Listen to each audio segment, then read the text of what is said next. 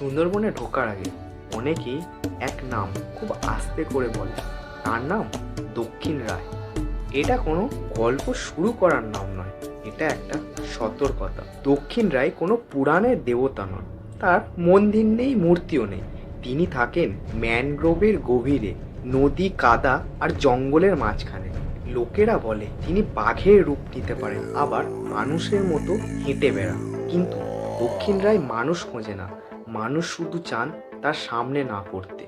জেলে মোয়াল কাঠুরেরা জানে বনে ঢোকা মানে সাহস নয়, বনে ঢোকা মানে নিয়ম মানা।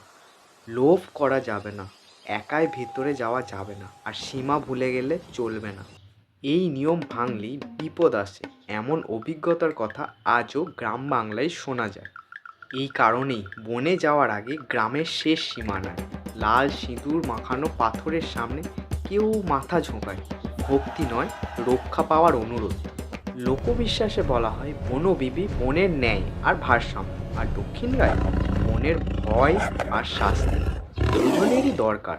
একজন সীমা আঁকেন, আর একজন সেই সীমা মনে করিয়ে দেয়।